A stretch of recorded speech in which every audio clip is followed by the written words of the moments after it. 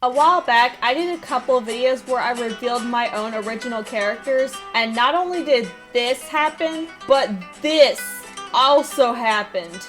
Holy crap! I just want to take a moment to thank y'all so much for the love and support you have given Mario Legends and Nightmare Mario so far. It really means a lot to me. I've also gotten some pretty nice comments on both of those videos and a few other things along that line. But the difference between those videos and this one is that this is a Kid Icarus version. Since Nintendo hasn't done any sequels to Kid Icarus Uprising, I've written several sequels by myself to include numerous mythological stories and references that weren't in any of the games already. Today, I'm going to reveal the most iconic characters from the first sequel I originally wrote back in 2019 and remastered in 2023. And yes, the script is done and ready. I've got 4 for you today, so let's get started. First of all, I want to go over the main plot for this sequel to Kid Icarus Uprising. After decades of Hades' defeat in Uprising, he came back to get his revenge on Pit in Skyworld. Since Palutena didn't foresee this event and Pit was unprepared, Hades won the battle and struck the angel from the sky and started his underworld invasion on Earth. The only thing Palutena could do now was seek help from Dark Pit, who lost his memory during Hades' attack. Therefore, he easily agreed to help her, which would most likely not have happened if he still remembered the events in Uprising. The rest of the story plays out with similar plot points to Uprising, such as having a total of 25 chapters, but Dark Pit is the protagonist. He agreed to join Palutena for the purpose of defeating the Underworld army again, finding Pit, and restoring his lost memory. A lot of familiar characters also made a significant appearance, such as the Underworld commanders Twin Bellows, Hydra, Thanatos, Pandora, and Medusa, and members of the forces of nature like Viridi and Phosphora. One of the main differences between this and Uprising is that the story takes more of an emotional approach, as it contains more climactic scenes during the adventure. It also has a more serious aesthetic, but I obviously couldn't leave out the humor like that of Uprising. I gave it the title Kid Icarus Dark Pit Story because not only is Dark Pit the main character, but I personally feel like this would be a better view on Dark Pit and figuring out his true purpose in life, as well as the few more important key features that Nintendo obviously didn't consider for him as an important character in Uprising. So now let's talk about some of the new characters. This was probably the first Kid Icarus character I initially created on my own, and the funny thing about it is that the idea came to me while I was at a water park with my family. This goddess of love sort of took a similar role to Viridi in Uprising because her concern with humanity was their hatred for one another. She couldn't stand the endless negativity and unreasonable hate, so she considered doing something about it herself. The main difference is that she was more easily persuaded to join Palutena than Viridi was, and her commanders are also deities. Her name is Adenesia, and her forces are called the Army of the Heart. This adds a new faction to the Kid Icarus series with new custom enemies such as the Bee-Mine, the Kissfish, the Deity, the Cupis, the Blowkiss, the Latiers, the Paralover, and the Devoted. Most of their names are puns of love and Valentine's, and they also seem to be on the cuter end like Viridi's forces of nature here. Adenesia has been one of my characters for, I think we're coming up on 5 years now. And the difference between her and the Greek goddess Aphrodite is that she is mainly a goddess of emotional love rather than romantic love. I also created this character shortly before I took a mythology class, so the original character design kinda lacked in detail like Palutena and Viridi. So little details like patterns were something I heavily considered when I did a redesign a lot later. Since then, I've gotten really good at considering what the characters are like when designing them, and another really important thing I considered was the environment and time period. Obviously, the ancient days of Kid Icarus and the medieval time period in Mario Legends and Nightmare Mario were not as advanced as the 2000s, and I also considered the attire for specific events like festivals, weddings, funerals, and even wars. I only went for more casual styles for characters who were often not affiliated with anything as important, and they could always change their attire for special events. Adenesia, the goddess of love, was given a more proper style like all deities should be depicted, and the colors and symbols I chose are often used to express love and are seen in Valentine's decorations and gifts. The design I gave her staff also follows that scheme, for the extra details are supposed to express the feelings of love and affirmation and how difficult it may be to feel that way in times of tension. I also did that for Adenesia's forces too. The next important character makes a debut shortly after Adenesia. This came to mind when I was taking a mythology class and learning about what it was really like. While I was learning about all of the Greek gods, my favorite was Artemis, goddess of the hunt. Because of that, she became a key character in Kid Icarus' Dark Pit story. In fact, I may or may not have done some foreshadowing during Icarus-thon 2024. Which Greek god or goddess would you like to see in the next Kid Icarus game? Artemis. I was going to say Artemis. I love Artemis. Artemis or Athena. I love Artemis. Either Artemis or Athena. When I first did her design, I went for what you would normally expect from her. Like Adenesia, she barely had any detail at first until I redesigned her later. The first one has a quiver of arrows on her back, and her hair is braided kinda like the Princess Zelda hairstyle. The one I use now has a quiver on the back of the belt, and her hair is braided to the side. The scar on her face is supposed to symbolize a possible outcome that may come from hunting, whether it's a severe injury because the prey may fight back, or it just might be a minor inconvenience. This doesn't hurt Artemis though, since she's immortal and it's just a part of her design. I've always been a pretty big fan of Artemis since I heard of her. I wanted her to make some more cameos in some of my other productions, including all of the Kid Icarus sequels I've written, all of the spin-offs I made up, and a few non-Kid Icarus related stuff. I really do like her stories in the ancient world because, along with a few other goddesses, they portray women more like warriors so that they can be just like men. Even though the only women to fight in the Trojan War were goddesses, there are more stories aside from it depicting warrior women, and the best example of that would be the Amazons,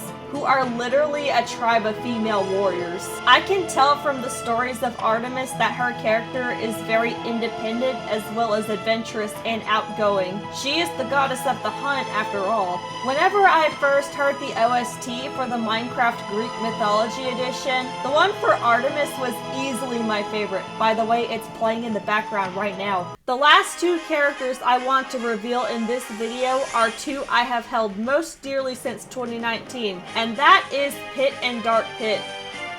Well, not these two. I mean, their female counterparts. This idea came to mind while I was writing the original draft of Kid Icarus' Dark Pit story in 2019.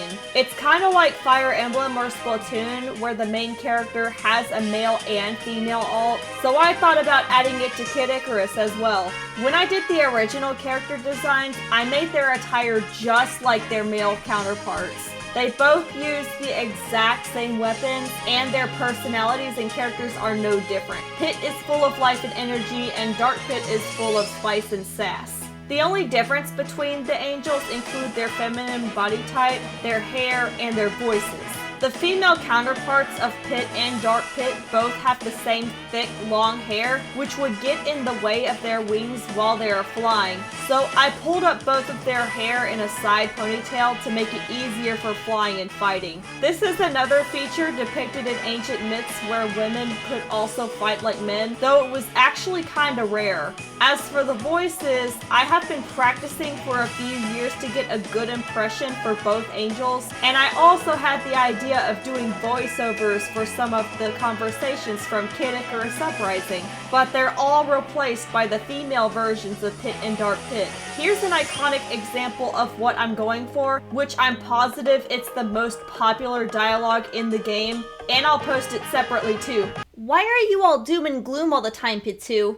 I think a better question is, why are you so annoyingly cheerful? I'm not annoying, I'm positive. You gotta stay upbeat, upbeat, upbeat. Or you'll be dead meat, dead meat, dead meat. Like I said, Annoying. Editor's note, that last line for Pit took forever to get right. Apparently my singing voice for her could use some work. I mean, I don't think it's supposed to be peak for this.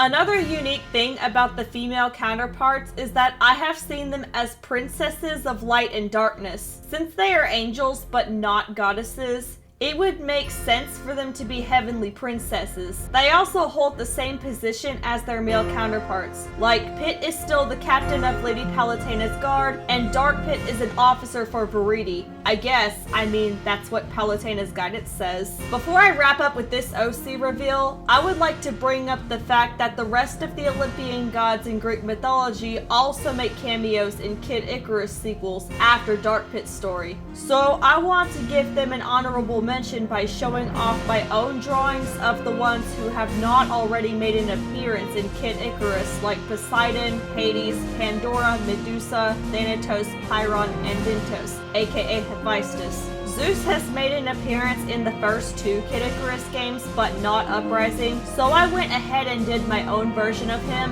which is similar to a lot more artwork depicting him as the king of the gods.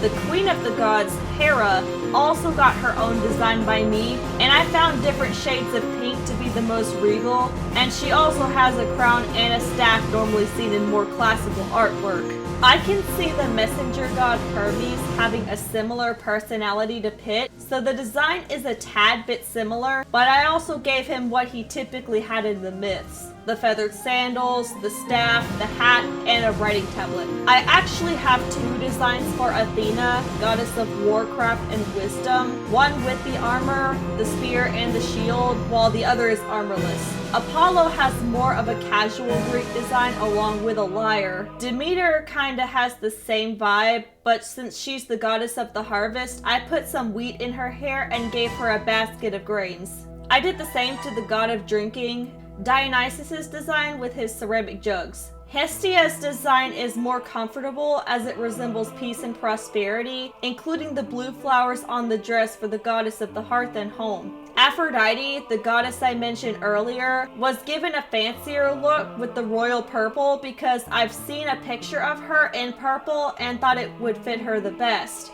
And as the goddess of love and beauty, I portrayed her with butterflies because of their wings of beauty. Ares, the god of war, seems kinda like himself with this design, but for this design of him, his helmet is just kinda on his head. Persephone also has 2 alternate designs. As Hades' wife, I also gave her a similar underworldly design like Hades and Medusa, but the second design is more lively like the summer, which was when she was able to live in Olympus with her parents Zeus and Demeter. I do want to leave one comment about colored hair and eyes, especially like Palatena. I know that the ancient Greeks didn't have colored hair and eyes, but I feel like since the gods are immortal and all-powerful, they could have. This also includes even more original characters I made for the Kid Icarus series, especially a heck ton of gods.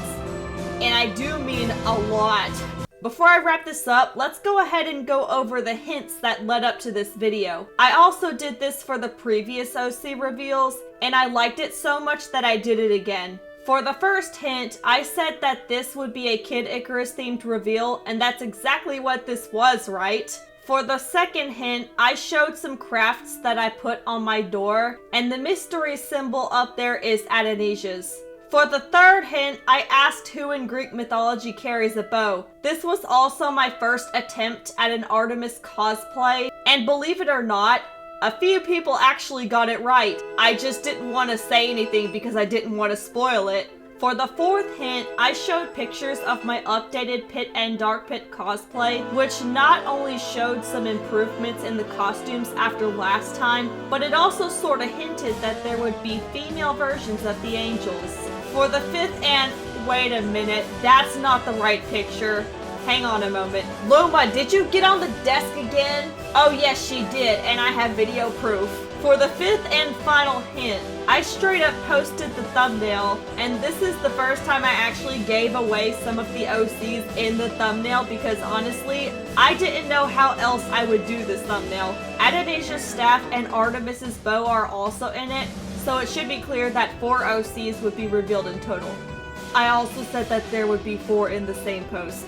I was originally gonna call this the final OC reveal and just reveal others in posts and shorts, but I feel like doing long form videos to reveal the full cast for Mario Legends, Nightmare Mario, and Kid Icarus would be much better and more fun. This will be the last OC reveal in 2024, but next year I'll do 3 additional reveals before Mario Legends will officially come out, and I might do some hints for those too. OC Reveal 4 will include the full cast for Mario Legends and Nightmare Mario. OC Reveal 5 will include the full cast for Mario Legends 2, and OC Reveal 6 will include the full cast for Kid Icarus parodies. Also, another difference between this video and the other 2 OC reveals I did is that, you know how they also came with an original song? Well, this video is going to come with 2 original songs instead of 1. The first one will come out tomorrow, and the other one will drop on Sunday. And as we speak, Mario Legends and Nightmare Mario are in the making, and I'm almost done with the script. FYI, the Kid Icarus sequels will be in the exact same format. The artwork, the voices, the subtitles, the editing, all of it. And stay tuned for more short videos of Kid Icarus Uprising dialogue voiceovers with the female versions of Pit and Dark Pit. So yeah, go check out my other OC reveals if you haven't already. Please.